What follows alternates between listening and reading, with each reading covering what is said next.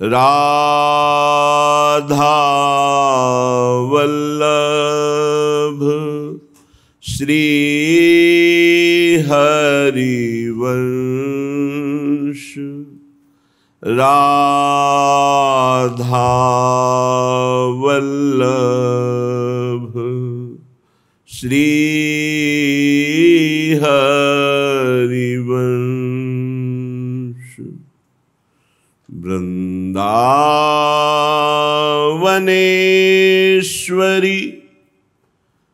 तवैव पदारविंदम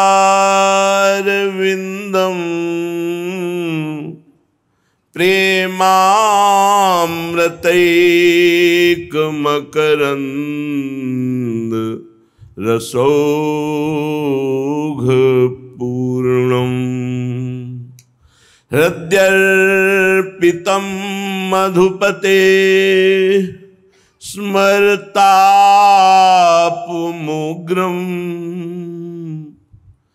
निर्वापयत् परम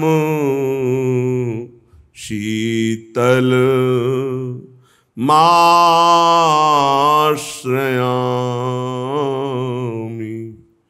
परम शीतल माश्रयामि।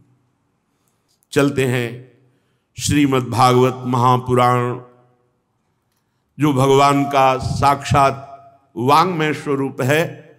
प्रसंग चल रहा है श्री धर्म के मूर्तिमान अवतार विदुर जी महाराज संपूर्ण तीर्थों का भ्रमण करते हुए जब यमुना के पावन कुलीन पर आए तो वहां उद्धव जी को रोते हुए देखा।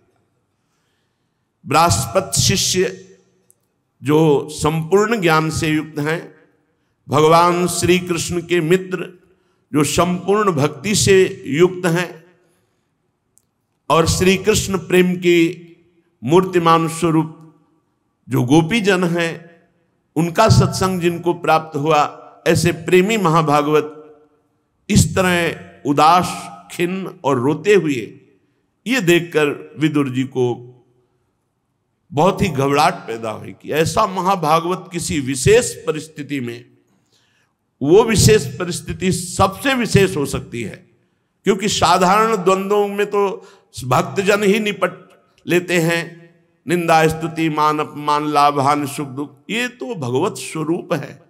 भगवान ने उद्धव जी को कहा है कि उद्धव जी मेरे से अणुमात्र भी कम नहीं है। ऐसे उद्धव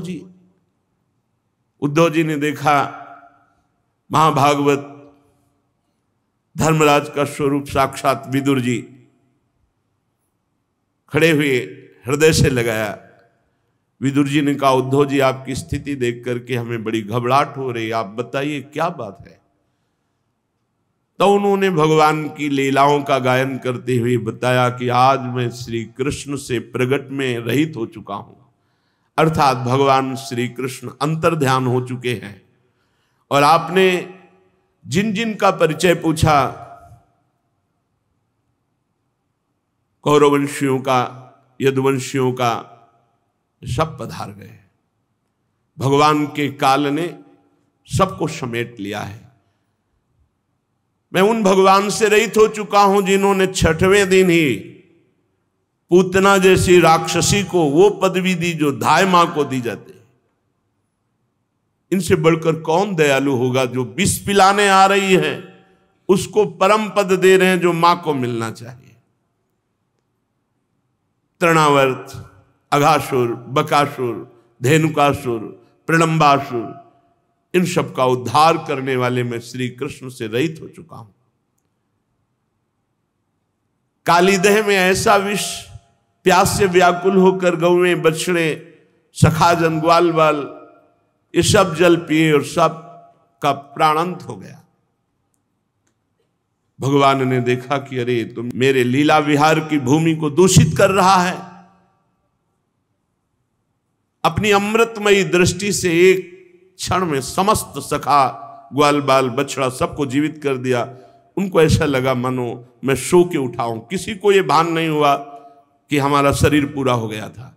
भारी विष ऐसा कालीदेह का विष था कि ऊपर से अगर पक्षी उड़ जाए तो गिर के मर जाए, ऐसा धुआं उठता रहता था विष का। भगवान उस दह में कूदे, कालिया के मान का मर्दन करके उसको आज्ञा करी यहां से रमणक द्वीप जाओ, और संपूर्ण कालीदेह के जल को विष से रहित अमृतमय कर दिया एक दृष्टि मात्र से।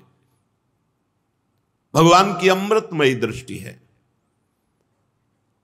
श्री भगवान ने बड़े बड़े तपस्वी जन, मुनिजन, ब्रह्म ऋषि जन, परमहंस जन और यहां तक कि स्वयं ब्रह्म विद्या जो गोपी बनी आकर, ये गोपी कोई साधारण नारी नहीं है, ये दिव्य महात्मा है जो गोपी स्थिति को प्राप्त हुए हैं। आप ऐसा समझो जैसे राष्ट्रपति पद है, कोई स्त्री पुरुष नहीं, वो पद है, उसमें कोई भी जा सकता है। हमारे भारत का कोई भी अधिकार, वो एक पद है, उसमें कोई भी जा सकता है। ऐसे ही गोपी एक पद है, गोपी भाव एक पद है। जैसे सखा भाव तो लगता केवल पुरुष जा सकते, नहीं, कोई भी बालक, वृद्ध, स्त्री, पुरुष, कोई भी भगवत सखा भाव कर सकता है, कोई भी दास्य भाव कर सकता है। ये पदवियां हैं, महान प्रेम रस मार्ग की ये पदवियां हैं, भाव स्थितियां। शांत भाव, दास्य भाव, सख्य भाव, वात्सल्य भाव, गोपी भाव भगवान ने उन ऋषि मुनि, उन श्रुति की ऋचाएं, उन परमहंसों के जिनके हृदय में कांता भाव प्रकट हुआ, उनको वंशीनाथ से मोहित करके अद्भुत रास सुख प्रदान किया। ब्रजवासियों को सुख प्रदान करते हुए श्री भगवान प्रगट लीला में 11 वर्ष तक ब्रज में। उद्धव जी विदुर जी से कहते हैं, इसके बाद भगवान श्री कृष्ण अपने माता पिता देवकी वसुदेव को सुख पहुंचाने की इच्छा से बलदेव जी के साथ अक्रूर जी के द्वारा मथुरा पधारे। वहां शत्रु समुदाय के स्वामी महाबलवान कंस कोई साधारण बलवान नहीं था। कुलिया पेड़ हाथी 10,000 हाथियों का बल रखता था, उसको अपने अधीन किया। बड़े बड़े राजाओं को परास्त ऐसे खेलते हुए कर दे। तब जरासंध जैसा महाबलशाली राजा जो 20,000 राजाओं को बंदी बनाए हुए था, अपनी 2 पुत्रियों का ब्याह कंस से किया, रीझ कर। यह ऐसा महाबलशाली भगवान कंस को ऊंचे सिंहासन से केस पकड़कर घसीटते हैं। क्यों? इसने देवकी जी का सर्वप्रथम केस ही पकड़ा था गला काटने के लिए, जब आकाशवाणी हुई कि 8वां पुत्र तेरे मृत्यु का कारण बनेगा, तो आज जिससे पुत्र होगा उसी को नहीं रखूंगा। भगवान ने सिंहासन से पटक दिया, पटकते ही उसके प्राण चले गए और उसको केस पकड़कर घसीटा। वही भगवान संदीपनी मुनि के द्वारा अपना शिष्यत्व पुष्ट करने के लिए एक बार उच्चारण किए हुए सांगोपांग चारों वेदों को धारण करते हैं। कौन भगवान पढ़ रहे हैं? जिनकी श्वासों से वेदों का प्रादुर्भाव हुआ है। जाकी श्वास वेद श्रुतिचारी सो हरि पढ़े, ये अचरज भारी शिष्यत्व। जो लोग कहते हैं बिना गुरु के क्या कल्याण हो सकता है, उनको उदाहरण लेना चाहिए। क्या जगत गुरु भगवान श्री कृष्ण को किसी के शिष्य बनने की आवश्यकता है? कौन सा ज्ञान प्राप्त करना है, कौन सा मंत्र, जितने ज्ञान सब आपके ही तो हैं। क्या भगवान मर्यादा पुरुषोत्तम श्री राम को किसी को गुरु बनाने की जरूरत है?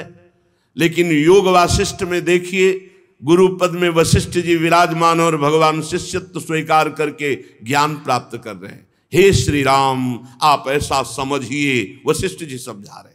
विश्वामित्र जी की आज्ञा पर भगवान पुष्प लेने जा रहे, संध्या वंदन के लिए चरण चाप रहे, विविध आज्ञाओं का पालन कर रहे हैं। क्या भगवान को किसी की आज्ञा पालन करने की जरूरत है? जो समस्त ऋषि मुनि भगवान की आज्ञा का पालन करते हैं। वेद भगवान की वाणी, साक्षात वांग्मय भगवत स्वरूप है। कौन ऐसा है जो वेद का पालन ना करके भगवत प्राप्ति किया हो।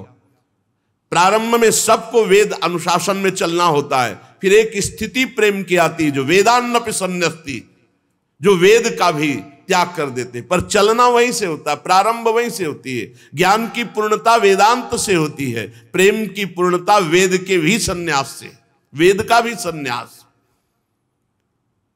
भगवान नीचे बैठे हुए हैं, संदीपनी मुनि ऊपर बैठ करके वेदों का गान कर रहे। एक बार में सारे वेद भगवान ने कंठस्थ कर लिए और दक्षिणा स्वरूप से उनके पधारे हुए पुत्र को ला करके प्रदान किया।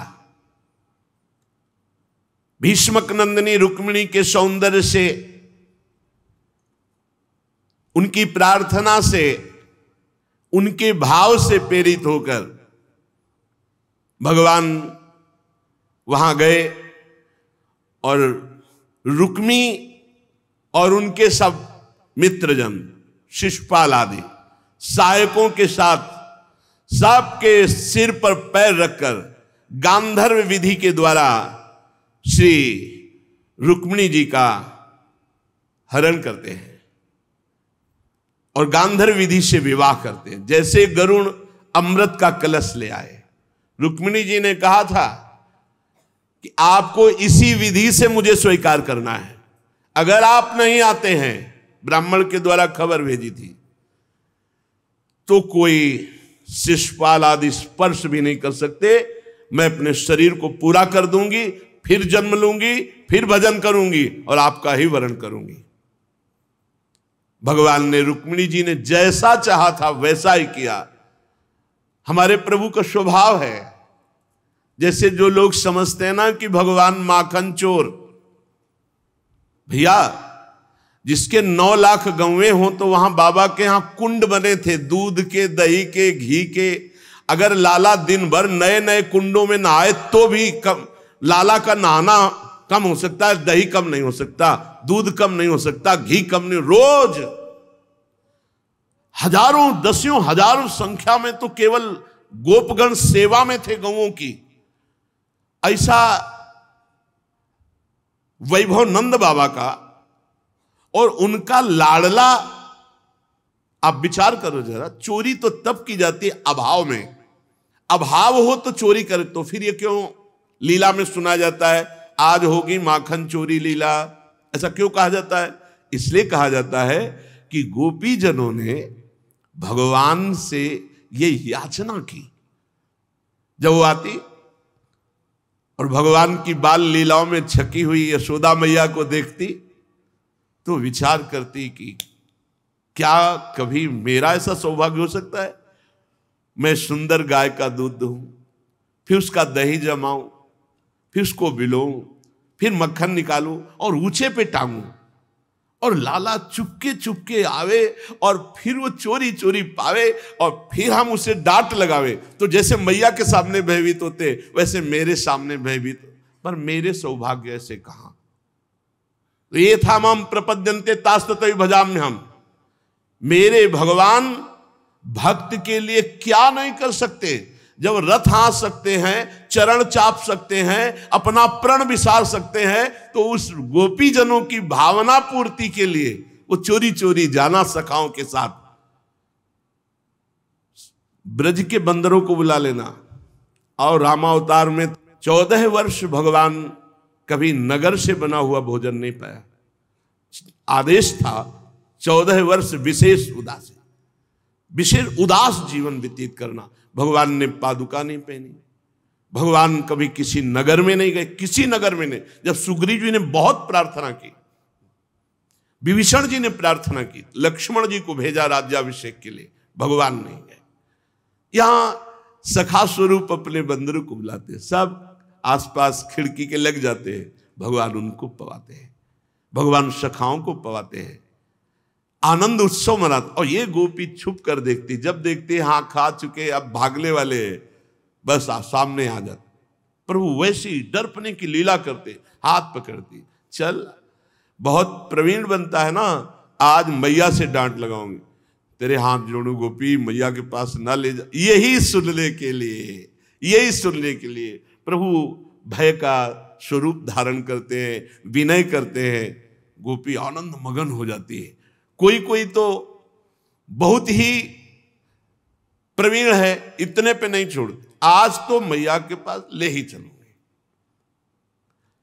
अब आगे जा रही तो बड़े बूढ़े जब आते हैं तो पहले प्रथा थी घूंघट की, घूंघट।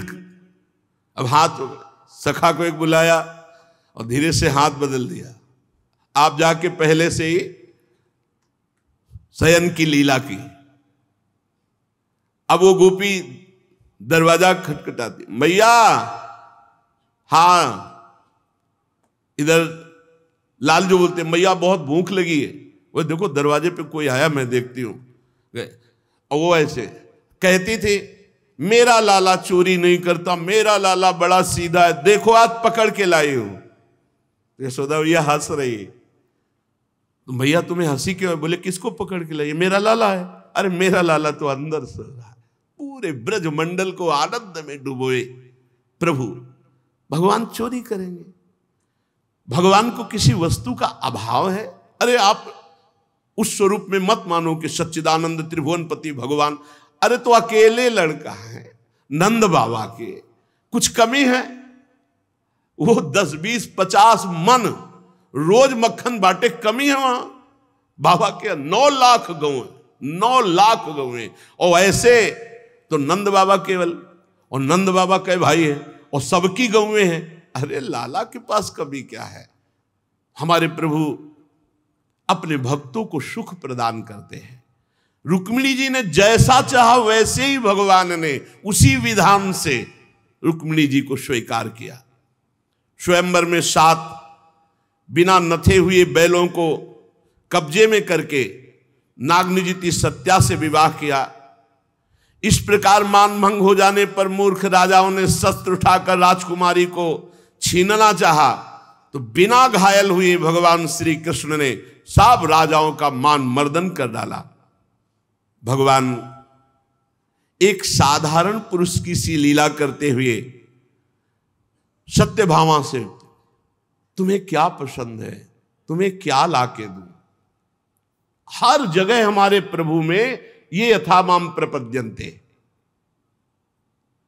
आप सोचो, ये तो सत्यभामा जी मंगलमयी भूमि का अवतार हैं, और भगवान त्रिलोचन जी के यहां साधारण वेश में नौकर बनकर जाते हैं और बहुत समय तक सेवा स्वयं सच्चिदानंद भगवान करते हैं। ये तो सत्यभामा जी हैं। भगवान माधवदास बाबा को सोच ही सोच बार बार हो रही। स्वयं जगन्नाथ जी पीतांबर का साफा बांधे हुए लंगोटी बार बार धो के बाबा की फैला रहे समुद्र से। क्या है?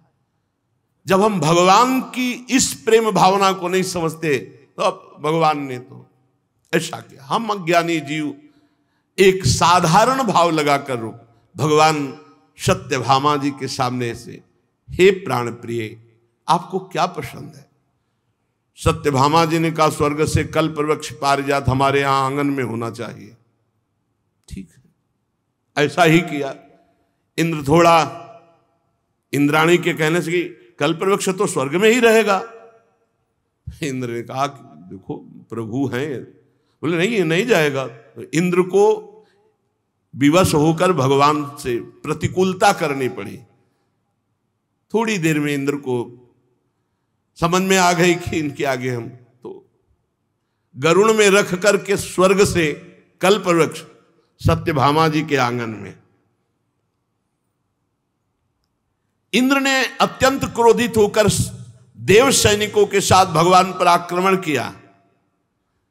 निश्चित भगवान जब अपने को छुपा के लीला करना चाहे तो कोई नहीं जान सकता, पर भगवान ने एक क्षण में समस्त देवताओं को यह अनुभव करा दिया कि वो शक्तिहीन है। भगवान कल्पवृक्ष लाकर सत्यभामा जी के आंगन पे लगाया। विशाल शरीर जो आकाश को भी ढक दे, भगवान ने उस भौमासुर को, सत्यभामा जी को साथ ले गए थे कि एक बार ये बोले कि मारो। इतना प्रहार, बहुत बलशाली उसका जब आएगा प्रसंग तो इतना सुरक्षा व्यवस्था, कोई जा ही नहीं सकता था बिना भगवान के। 16,100 राजकुमारियां बंदी बना के रखी थी, पूरे विश्व की, देव कन्या, नाग कन्या, यक्ष कन्या, नर कन्या, सब ऐसे।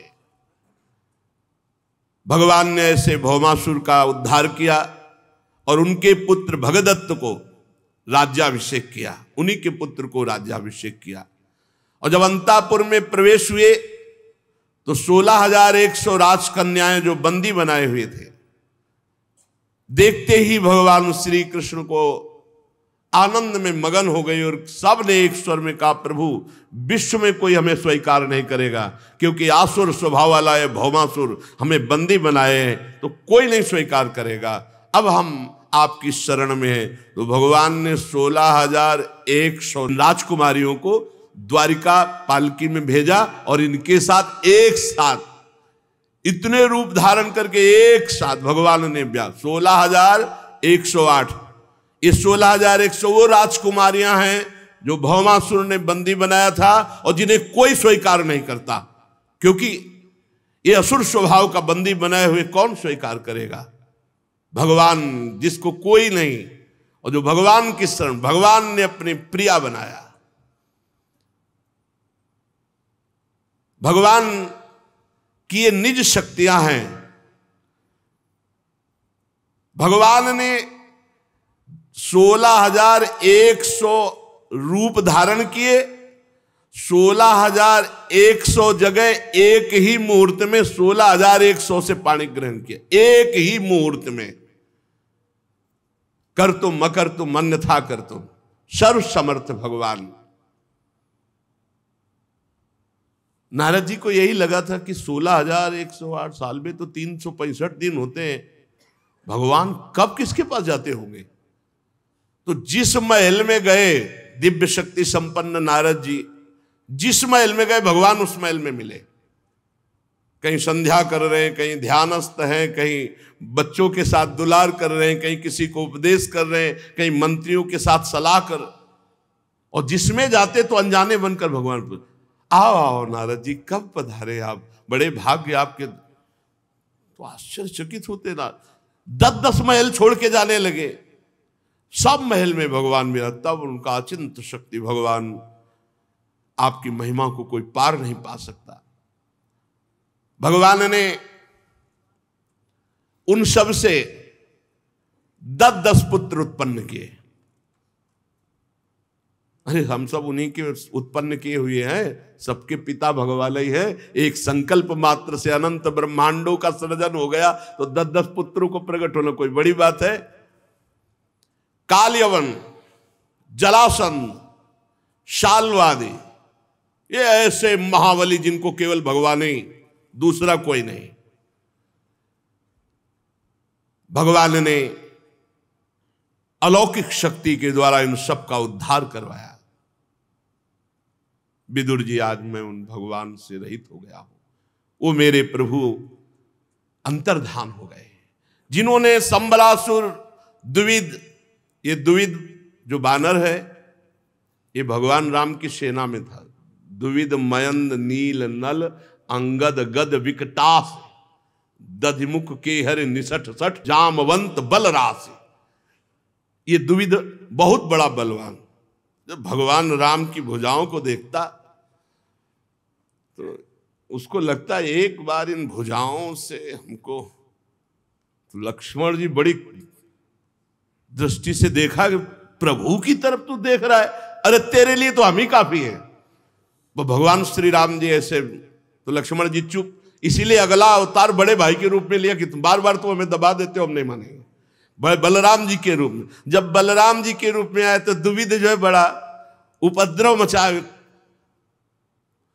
पूरी की पूरी द्वारिका डुबोने के लिए समुद्र से जब ऐसे करता तो जैसे वो ज्वार भाटा ले आते कि प्रांत का प्रांत डूब गए, ऐसा कर। द्विविद ऐसा थोड़ी बानर था कि छोटा मोटा डाल से कूद गया, रावण की नगरी में प्रवेश करने वाले छोटे बानर नहीं होते थे। रावण ऐसा महाबली नहीं था, जिधर जाके भुजा ठोक देता था लोक के लोकपाल खाली हो जाते थे। ऐसे बानर थे भगवान के पास। पढ़ के आगे भागवत में ही आएगा। अभिमान में आकर के बलराम जी रसमय आनंद में विलास में थे, प्रांत का प्रांत ऐसे डुबो रहा था। ऐसे करता तो प्रांत का प्रांत बाढ़ आ जाती समुद्र के पानी से। बलराम जी ने देखा, लक्ष्मण रूप में तुमको नहीं समझा पाए, लेकिन इस बार हम तुम्हें परम धाम में भेजेंगे। हम ज्यादा समझाना नहीं जानते। बलराम जी ज्यादा समझाना नहीं जानते। आगे प्रसंग में आएगा, हस्तिनापुर गए, एक प्रसंग में आता तो समझ आया, नहीं समझ में आया, तुरंत हल मूसल का चिंतन किया, मारा हल और कहा अपनी पूरी हस्तिनापुर को चकनाचूर करके गंगा में डूबे। आज भी ऐसे गंगा की तरफ झुकी हुई बलराम जी शेषावतार, द्विविध को मार के घूसे में कि किसी अस्त्र शस्त्र की जरूरत नहीं, फांसा प्रहार किया, खून बमन करते हुए जाओ भगवान के पास आनंद लो जाके। संबरासुर, बाणासुर, मुर, बलवल, दंतवत, ऐसे ऐसे कृष्णावतार में एक दो कोई थोड़ी थे, बड़े महान महान बलशाली असुर भगवान ने अपनी शक्ति के द्वारा ही प्रेरित करके निमित्त किसी को बनाया। बलराम जी ने या अमुक जी ने, वो भगवान ही योद्धाओं में किसी को स्वयं मारा, किसी को निमित्त बनाकर दूसरों से। जैसे जरासंध को भीम से, पर भीम केवल निमित्त मात्र है, दिखा दिया था। कई दिन हो गए, कुछ फर्क नहीं पड़ा जरासंध में। रात्रि में बड़ा धर्मात्मा भी था। जिस समय वो प्रातः काल ब्राह्मणों को दान कर रहा, उस समय कोई आके गर्दन भी मांग ले तो दे दे, ना शब्द नहीं था। ब्राह्मण ही बन के तो गए थे श्री कृष्ण, चंद्रजू और अर्जुन जी और भीम जी। तो उसने भुजाओं में प्रत्यंचा की रगड़ और चाल देख के कहा कि तुम लोग कपट कर रहे हो, ब्राह्मण तो हो नहीं, पक्का ब्राह्मण नहीं हो, मांगने आए हो तो देंगे जो तुम चाहोगे, क्योंकि मेरे भय से भयभीत होकर ब्राह्मण बन के आए हो, इसलिए मैं वापस तो जाने नहीं दूंगा, लेकिन मैं पक्का कहता हूं तुम ब्राह्मण नहीं हो।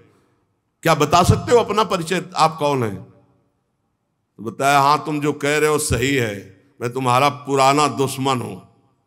भगवान श्री कृष्ण रण छोड़ भगवान लीला किए थे। ये कौन? अर्जुन। ये कोई वीर है, ये कोई हमसे लड़ने लायक? ये वृकोदर महाबली भीम, हाँ ये योद्धा है हमारे हो। आओ। कई दिन तक बाहुयुद्ध हुआ।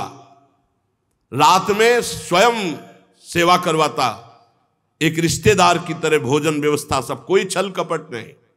और दिन में भयंकर युद्ध, जैसे बादल गरजते हैं ऐसे घूंसे का प्रहार होता था एक दूसरे का। कई दिन जब हो गए तो भीमसेन ने इशारे से भगवान से कहा कि नस नस तोड़ दिए, इसलिए अब बस या तो आप इज्जत बचाओ, नहीं इस महाबली जरासंध के आगे अब मेरी बस नहीं रह गई। भगवान ने कृपा दृष्टि से भीम को बलवान किया और कहा फाड़ दो, ऐसे नहीं मारे मरेगा। फाड़ दिया, फेंक दिया, फिर वो जुड़ गया। अब तो भीम और डर गए कि ये मारे ही नहीं मरेगा प्रभु अब तो भगवान ने फिर उसको विपरीत दिशा में, क्योंकि जरा नाम की राक्षसी ने जोड़ा था, ये प्रगट ही हुए थे दो रूपों में। एक फल पर उसको दो रूपों, तो वो दो रूपों में गर्व, और ये हुई कहा जियो जियो। तो जरासंध, जरा नाम की राक्षसी ने संध किया, इसलिए जरासंध नाम पड़ा। तुम मरवाया किसी से हो, लेकिन सामर्थ्य तो इन्हीं की रही है। आपके भाई महाराज विदुर जी जो धृतराष्ट्र हैं और पांडु के पुत्रों का पक्ष लेकर के भगवान ने कुरुक्षेत्र में पहुंची हुई सेना, जिससे भूमि कंपायमान हो रही थी, महाबली कर्ण, दुशासन, शकुनी, ये सब, भीम की गदा, अर्जुन का गांडीव, युधिष्ठिर का भाला, नकुल सहदेव के अस्त्र, इन सब से मारे जा चुके हैं, सब मारे जा चुके हैं। द्रोण, भीष्म, अर्जुन, भीमसेन के द्वारा ये विपुल संहार इन्हीं के द्वारा हुआ, क्योंकि पृथ्वी का भार हरण करने के लिए अवतरित हुए थे।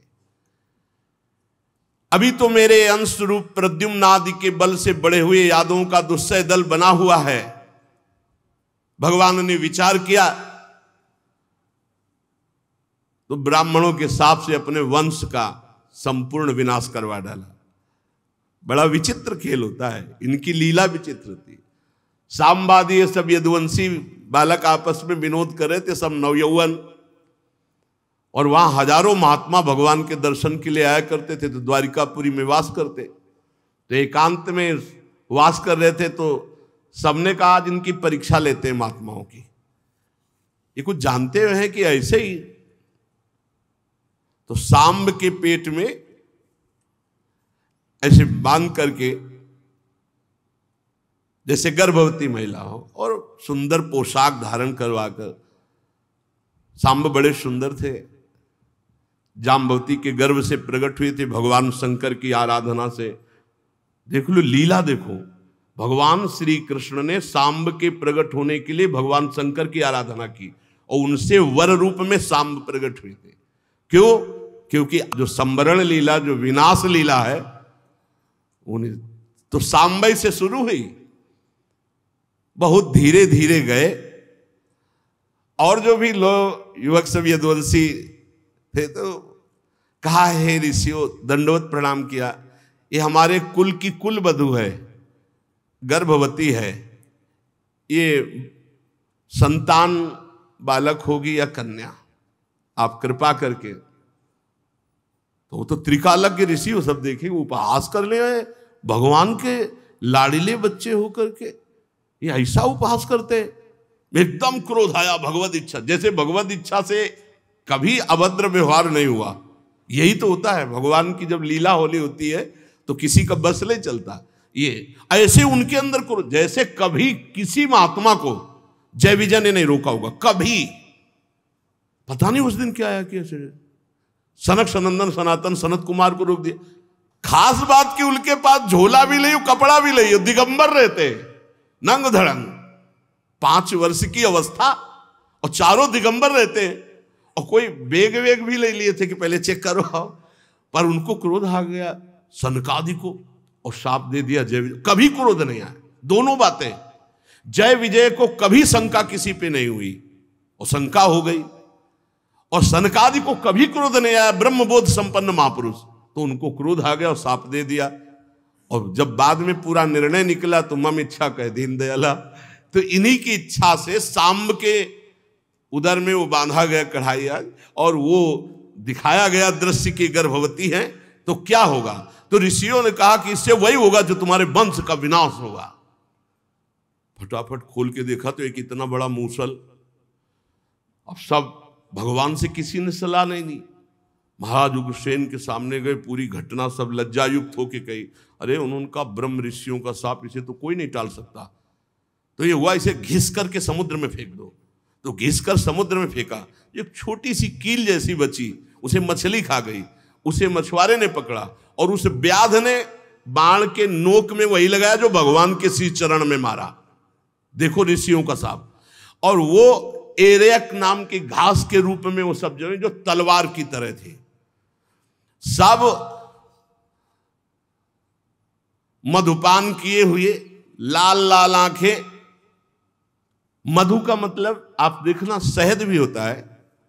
मधु में वृक्षों ने ऐसे प्रदान किए हैं रस, जिसमें मादकता है, जिसमें एक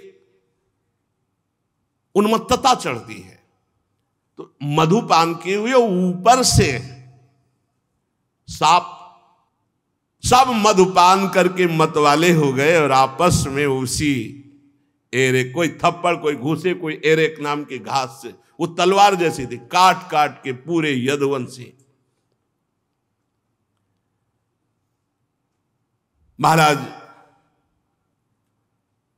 हमारे प्रभु बड़े करुणामय हैं, उत्तरा के उदर में जो अभिमन्यु ने पुरुवंश का बीज स्थापित किया था, अश्वत्थामा के ब्रह्मास्त्र से एक तरह से वो नष्ट ही हो चुका था, भगवान ने उसे बचाया।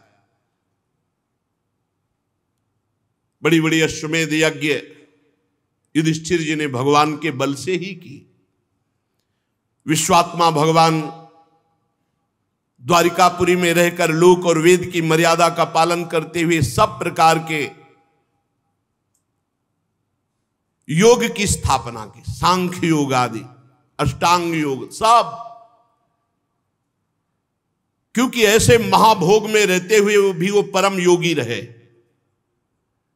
जिनकी मधुर मुस्कान, स्नेहमयी चितवन, सुधामयी वाणी, निर्मल चरित्र, समस्त शोभा और सुंदरता के निवास, अपने श्री विग्रह से लोक परलोक और समस्त यादवों को आनंदित किया, वही भगवान से मैं वंचित हो चुका हूं। वो भगवान हमारे साथ ऐसा किया कि मैं ठगा गया। योगेश्वर भगवान अपने भक्तों को सुख देने के लिए अवतरित हुए।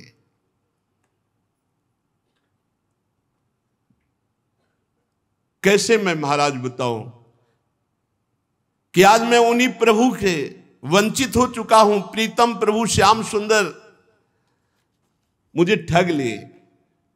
क्या दिव्य विशुद्ध चिदानंदमय सुंदर श्याम शरीर, ओहो शांति भरी रत्नारी आंखें,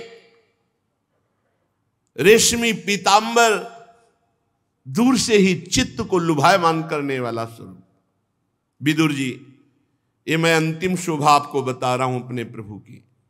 एक पीपल वृक्ष के नीचे बाईं जांग पर दायां चरण रखे हुए, भोजन पान सब का त्याग करके आनंद प्रफुल्लित, उस समय मैं वही था। उस समय महान स्थिति को प्राप्त परम भागवत सिद्ध श्री मैत्रेय जी लोकों में स्वच्छंद विचरते हुए वहां पहुंचे। बड़ी ऊंची स्थिति के महात्मा मैत्रेय जी, वो आनंद और भक्ति भाव से भगवान के सामने नमन किए। मैं वहीं पास बैठा था, बस यही थे उद्धव जी, मैत्रेय जी और भगवान। ये जब भगवान परम धाम पधार रहे, श्री भगवान कहने लगे, मैं तुम्हारी आंतरिक अभिलाषा जानता हूं। ये बात विदुर जी को उद्धव जी बता रहे हैं, यमुना के पावन तट पर बैठे हुए। मैं तुम्हारी आंतरिक अभिलाषा जानता हूं, इसलिए मैं तुम्हें वो साधन बता रहा हूं जो सबके लिए अत्यंत दुर्लभ है। उद्धव, तुम पूर्व जन्म में वसु थे। विश्व की रचना करने वाले प्रजापतियों और वसुओं के यज्ञ में मुझे पाने की इच्छा से तुमने मेरी बड़ी कठिन आराधना की थी, इसीलिए तुम उद्धव के रूप में जन्मे हो आकर। ये तुम्हारा अंतिम जन्म है, क्योंकि जिसे मेरा अनुग्रह प्राप्त हो जाता है उसका अंतिम जन्म होता है। ये अपने को पता चलता है। जैसे भोजन पाके छक जाया जाता है ना, तो कहा जाता है मैं छक गया। किसी दूसरे से प्रमाण नहीं लिया जाता, ए भैया हम छक जाए, तुम बैठो हमें बता देना कि तुम छक गए। वो अपने को लगता है। ऐसे ही जब अपना काम हो जाता है ना, तो आता है हमारा काम हो गया। वो अंदर से भगवान बता देते हैं, जिसे मेरा अनुग्रह प्राप्त हो गया उसका अंतिम जन्म है। उद्धव, अब मैं इस मर्तलोक से अपने परम धाम को जा रहा हूं। यहां एकांत स्थल है। तुम मेरे अनन्य प्रेमी हो, इसलिए मेरा दर्शन पाया।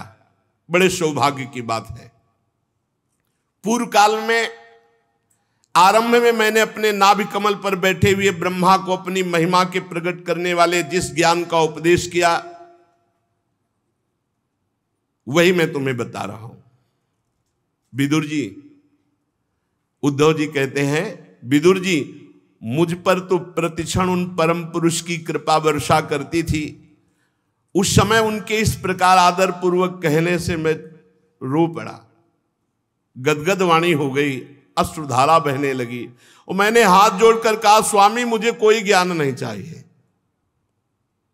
मुझे आपके चरणों का सानिध्य चाहिए, मैं आपके बिना नहीं रह सकता। कि आप अंतर ध्यान हो जाए हमें ज्ञान विज्ञान। प्रभु मुझे धर्म अर्थ काम मोक्ष चारों नहीं चाहिए, ये ज्ञान आप मुझे मत दीजिए, मुझे ज्ञान नहीं चाहिए, मुझे किसी की इच्छा नहीं है, बस एक कृपा कर दो कि आप मुझे कभी मत छोड़ो, मैं आपके साथ रहूं, आप मुझे साथ ले चलो। यही भक्त का हृदय होता है, यही प्रेमी का हृदय होता है। मुझे और कुछ धर्म अर्थ काम मोक्ष ये सब नहीं। महाप्रभु हरिवंश चंद्र जी यही कह रहे हैं, धर्माद्यर्थ चतुष्टयम विजयताम किम तद वृथा वार्तया सैकांतेश्वर भक्ति योग पदवी त्वारोपिता मूर्धनि। मैं भगवान की एकांतिक भक्ति को भी नमस्कार करता हूं। नहीं, आप क्या चाहते हो, क्या स्थिति है? यो वृंदावन सीमनि कश्चन घनाश्चर्या किशोरी मणिस तत्कहीं करे रसामृतादि परम चित्ते न में रोचते। मेरे चित्त को और कुछ नहीं अच्छा लगता, बस महारानी जी के चरणों को दुलार करना, उनकी समीप रहना, मुझे और कुछ अच्छा नहीं लगता। ऐसे उद्धव जी महाराज कह रहे, मुझे नहीं चाहिए धर्म अर्थ, नहीं चाहिए मुझे ये ज्ञान आपका, मुझे काम मोक्ष ये सब नहीं चाहिए, मुझे आपके साथ रहना, मुझे आपके साथ आपका सानिध्य चाहिए, ये सब नहीं चाहिए। प्रभु आप निष्प्रिय होकर के प्यार करते हैं, किसी निष्प्रिय स्थिति आपकी और आप प्यार कर रहे हैं, अजन्मा होकर के आप अवतार ले रहे हैं, काल रूप होकर के आप द्वारिकापुरी के लिए भाग रहे, मथुरापुरी छोड़कर, स्वात्माराम होकर 16,108 पत्नियां, ये सब औरों की बुद्धि को चक्कर में डाल सकता है, मेरी बुद्धि को नहीं। देव, मैं जानता हूं आपका स्वरूप अबाध अखंड है, फिर भी आप मुझे बुलाते थे सलाह के लिए। ये दूसरों की बुद्धि में चक्कर डाल सकता, मेरी बुद्धि में नहीं। मैं जानता हूं, मैं मोहित नहीं हो रहा हूं, आपकी इन बातों से मैं मोहित नहीं हो रहा हूं। स्वामिन, आपका जो स्वरूप गूढ़ रहस्य है, समग्र ज्ञान है, जो ब्रह्मा जी को बताया था, मैत्रेय जी भी पास बैठे हैं।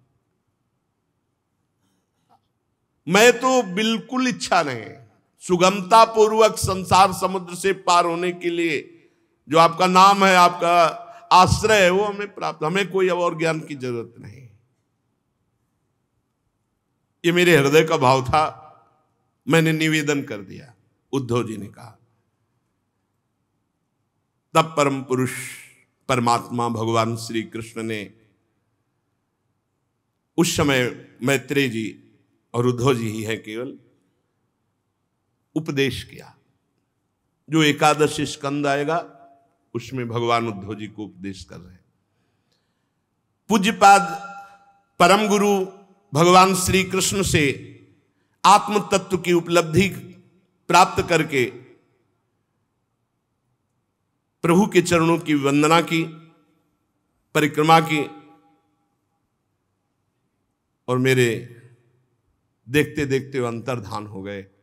मैं विरह से व्याकुल भटक रहा हूं। विदुर जी, जो मैं उनके सानिध्य में आनंद प्राप्त करता था, वही मेरा हृदय आज उनके बिना विरह व्यथा से अत्यंत पीड़ित है।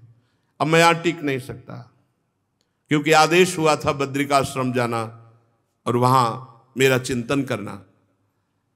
तो हम अपने प्रभु के आदेश से बद्रिकाश्रम जा रहे हैं और वहां भगवान नर नारायण दोनों ऋषियों से हमें मिलना है।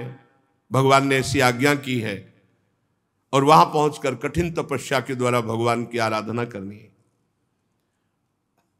इस प्रकार उद्धव जी के मुख से अपने प्रिय बंधुओं के विनाश का आशय समाचार सुनकर विदुर जी को बड़ा शोक हुआ कि कौरव सब के सब विनाश को प्राप्त हुए, पर परम ज्ञानी है, तुरंत ज्ञान के द्वारा उस शोक को संभाला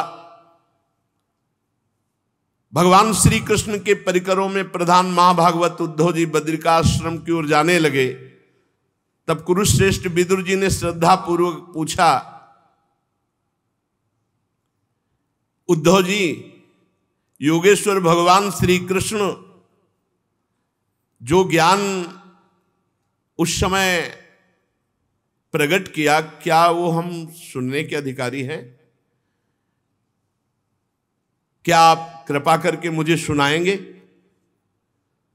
उद्धव जी ने कहा कि एक बात तो रह गई बताने की, जिस समय भगवान ये ज्ञान दे रहे थे उसी समय उन्होंने आपकी भी याद की और मैत्रेय जी इसको आज्ञा करी कि ये ज्ञान विदुर जी को दे देना।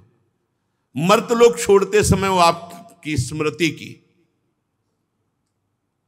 विदुर जी तो भावमगन हो गए कि भगवान जब अंतर ध्यान हो रहे थे तब हमारा स्मरण किया। मैत्रेय जी से कहा कि यह ज्ञान जरूर विदुर जी को दे देना। बहुत समय तक विदुर जी भावावेश में डूबे रहे कि भगवान ने अंतर ध्यान होते समय हमारी याद की। पूरी रात बीत गई, एक क्षण के समान प्रातःकाल हुआ। चल पड़े दोनों महापुरुष अपने अपने। राजा परीक्षित ने पूछा भगवान शुकदेव जी से कि वृष्णिकुल और भोजवंश के सभी रथी यूथपतियों के यूथपति नष्ट हो गए, यहां तक कि साप यदुवंशियों के संपूर्ण नाश का था। त्रिलोकीनाथ भगवान श्री हरि को भी अंतर ध्यान होना पड़ा, तो उद्धव जी कैसे बच गए? ये तो भी यदुवंशियों में है, ये कैसे बच गए? परीक्षित जी ने प्रश्न किया तो श्री सुखदेव जी ने कहा, यही तो हरि की सामर्थ्य है। हरि की इच्छा को कोई भी ऋषि मुनि साप वरदान कोई भी नहीं काट सकता। श्री हरि ने अपनी ही इच्छा से ब्राह्मण के साप, ब्रह्म ऋषियों के साप रूप काल के बहाने अपने कुल को अपने धाम पहुंचा दिया। अपने श्री विग्रह के अंतर्धान करने के पहले ये सब भगवान मुस्कुराते हुए देख रहे थे। श्री चरण में चरण चढ़ाए दाहिना और मुस्कुराते हुए देख रहे थे पूरा विनाश हो रहा है। सब जब एक एक परम धाम पहुंच गए तब अपने स्वरूप को अंतर ध्यान किया। भगवान ने ये विचार किया था कि मेरे विशुद्ध ज्ञान को केवल ग्रहण करने का अधिकार उद्धव जी को है। इस समय सच्चे ज्ञानी उद्धव जी हैं। उद्धव जी अणुमात्र भी भगवान से कम नहीं है, भगवान ने स्वयं अनुभव किया। अरे वो जिसको अपना दे दे तो उसमें क्या। उद्धव जी आत्मविजयी हैं। जीवन भर में कभी एक बार भी किसी विषय पर उद्धव जी विचलित नहीं हुए कि किसी भोग ने उन्हें आकर्षित किया हो। इसलिए सच्चे ज्ञान के अधिकारी उद्धव है। और भगवान ने संकल्प किया कि यहीं रहे तो कोई साप नहीं लागू हुआ उद्धव जी के। इसलिए कर तुम अकर तुम अन्यथा कर तुम सर्व समर्था स ईश्वरा। वो जो चाहे कर सकते हैं। वेदों के मूल कारण जगत गुरु भगवान श्री कृष्ण चाहते थे, इसलिए उद्धव पर कोई साप लागू नहीं हुआ। और उद्धव जी को आज्ञा करी बद्रिकाश्रम में जाओ और समाधि योग के द्वारा मेरी आराधना करो। जितना शेष समय है आराधना में व्यतीत करो। कुरुश्रेष्ठ परीक्षित, परब्रह्म परमात्मा भगवान श्री कृष्ण ने लीला से ही अपना श्री विग्रह प्रकट किया और लीला से ही उसे अंतर्ध्यान कर दिया। उनका अंतर्ध्यान होना भी धीर पुरुषों का उत्साह बढ़ाने वाला है। परम भागवत उद्धव जी के मुख से उनके प्रशंसनीय कर्म इस प्रकार अंतर्ध्यान होने का समाचार जान करके भगवान परम धाम जाते समय मुझे स्मरण किया। इस बात से जब उद्धव जी चले गए तो चिल्ला चिल्ला कर विदुर जी रोने लगे, क्योंकि उस समय तो गंभीर शांत हो गए। जब उद्धव जी चले गए तो विदुर जी रोने लगे। इसके पश्चात सिद्ध शिरोमणि विदुर जी यमुना तट से चलकर फिर गंगा किनारे पहुंचे। वहां पता चला कि अमुक जगह मैत्रेय जी रहते हैं। परम ज्ञानी मैत्रेय मुनि हरिद्वार क्षेत्र में एकांत में विराजमान थे। भगवत भक्ति से शुद्ध हृदय वाले परम ज्ञानी विदुर जी उनके पास पहुंचे और प्रणाम करके पूछा। विदुर जी ने कहा, भगवान आपको संपूर्ण ज्ञान दे गए हैं। मैं आपसे कुछ प्रश्न करता हूं, ये सब जगत मंगल के लिए, विदुर जी को किसी ज्ञान की जरूरत नहीं, क्योंकि साक्षात परम ज्ञानी 12 भागवतों में धर्मराज हैं। संपूर्ण ज्ञान है भगवान का, संपूर्ण ज्ञान। भगवान, संसार के सब लोग सुख के लिए कर्म करते हैं। विदुर जी ने प्रश्न किया कि संसार के सब लोग जितने भी कर्म होते हैं उनका लक्ष्य होता है सुख मिल जाए, परंतु उनसे ना तो उन्हें स्थायी सुख मिलता है और ना कभी दुख दूर होता है, बल्कि उससे दुख की और वृद्धि हो जाती है। अतः ऐसा क्यों होता है? इस विषय में आप कृपा करके बताइए कि क्या करना चाहिए, क्योंकि सबका लक्ष्य होता है सुख, सुख प्राप्ति के लिए किया जाता है कर्म। तो जो चाह की गई वो सुख तो मिला नहीं स्थायी, और दुख बढ़ता चला गया। तो क्या करना चाहिए जिससे स्थायी सुख मिल जाए, सदा सदा के लिए सुखी हो जाए, कभी दुख ना भोगना पड़े।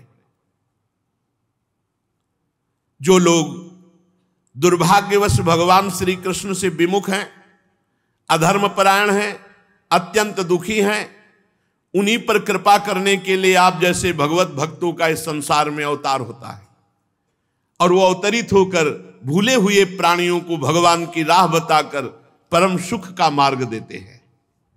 मैत्रेय जी, मुझे उस शांतिप्रद साधन का उपदेश कीजिए जिसके अनुष्ठान से भगवान हृदय में प्रकाशित हो जाते हैं, अपने स्वरूप का बोध हो जाता है, अपरोक्षानुभव। वो मैं आपसे उपदेश चाहता हूं। और महाराज, त्रिलोकी के नियंता परम स्वतंत्र भगवान श्री हरि जो जो अवतार लेकर लीलाएं करते हैं, अकर्ता होकर भी उन्होंने कल्प के आरंभ में सृष्टि की रचना की, इसे स्थापित किया, जीवों की जीविका का विधान किया, फिर इन सब को समेट करके वृत्ति शून्य होकर योग माया का आश्रय लेकर शयन करते हैं।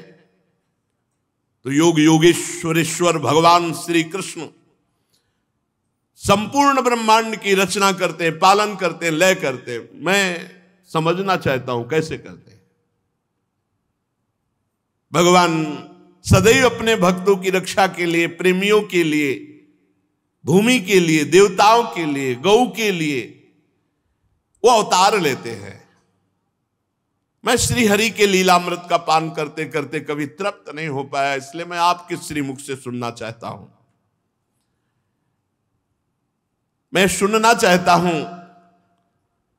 भगवान की विभिन्न विभूतियां कौन कौन सी है, कौन कौन से रूपों में भगवान अपनी विभूतियों के रूप में इस जगत में विराजमान है। भगवान श्री कृष्ण जी के कथामृत का प्रवाह समस्त पापों का नाश कर देता है। मैं स्वल्प सुखदायक धर्मों के विषय में कुछ नहीं जानना चाहता। मैं तीर्थपाद भगवान श्री कृष्ण के गुणानुवाद से कभी आज तक तृप्त नहीं हुआ, इसलिए बहुत प्यास है। नारद आदि महात्मागण आप जैसे साधुओं के समान में भगवान के नाम का कीर्तन, भगवान की कथा का कीर्तन करते हैं, गायन करते हैं। जब नाम कीर्तन और कथा कीर्तन मनुष्यों के श्रवणेंद्रिय में प्रवेश करता है तो उनके संसार चक्र का नाश करके भगवत प्राप्ति करा देता है। सीधे भगवत प्राप्ति, भगवत चर्चा सुनना, नाम कीर्तन करना, नाम कीर्तन सुनना। भगवान आपके तो मित्र हैं भगवान श्री कृष्ण द्वैपायन व्यासदेव जी। भगवान के गुणों की इच्छा से उन्होंने चारों वेदों को सारांश में करके महाभारत के रूप में रच डाला। मनुष्यों की बुद्धि भगवान की कथाओं में लग जाए तो और किसी धर्म के चक्कर में पड़ने की जरूरत नहीं, उसी से कल्याण हो जाए। सा श्रद्धा धानस्य विवर्धमाना विरक्ति मन्यत्र करोति पुंसः हरे पदानुस्मृति निर्वृतस्य समस्त दुखात्ययमा सुधत्ते। जब कोई श्रद्धालु कि वहां सत्संग हो रहा है, भगवत चर्चा हो रही, चलता है, एक एक कदम यज्ञ के समान होते हैं। और वो जब जाकर वहां कथा सुनता है तो उसके हृदय में उमंग आती है, उत्साह आता है, आनंद आता है। वो उस आनंद के बल से विषयानंद का त्याग करके वैराग्य भाव को प्राप्त होकर भगवत चरणारविंद के निरंतर चिंतन में आनंद मगन होने के लिए विकल हो जाता है। और उस पुरुष की विकलता सारे पापों का नाश करके, दुखों का तत्काल अंत करके भगवत प्राप्ति की योग्य बना देती है। मुझे तो सोचनी की भी सोचनी अज्ञानी पुरुषों के लिए बड़ा खेद है, जो अपने पिछले पापों के कारण जहां भगवान श्री हरि की कथा होती वो कथा सुनने नहीं जाते, विमुख रहते हैं। विदुर जी कह रहे हाय तांछोच सोच्यान विदोनु सोचे, हरे कथायाम विमुखा नघेन, क्षीणोति देवो निमिषस्तु ऐसा, मायुर्व्रथावाद गति स्मृति नाम। बड़े सोचनीय लोग हैं जिनको भगवान की कथा की अमुक जगह हो रही और सुनने नहीं गए। खेद है, पिछले पाप उन्हें भगवान की कथा में जाने से विमुख कर देते। हाय काल भगवान उनके अमूल्य जीवन को नष्ट कर रहे। वाणी, देह और मन से वो व्यर्थ बकवाद, व्यर्थ चेष्टा, व्यर्थ चिंतन करके दुर्गति को प्राप्त होते हैं। हे मैत्रेय जी, आप दीनों पर कृपा करने वाले हैं, अतः भौरा जैसे फूलों में से रस निकाल लेता है, उसी प्रकार इन लौकिक कथाओं में से सारभूता परम कल्याणकारी पवित्र कीर्ति भगवान श्री कृष्ण श्री हरि की कथाएं आप हमको सुनाइए, जिनके सुनने मात्र से इस संसार सागर से उद्धार हो जाता है। मैत्रेय जी श्री विदुर जी के पूछने पर उत्तर दे रहे हैं। सुशेष चर्चा आगे। श्री राधा वल्लभ लाल की।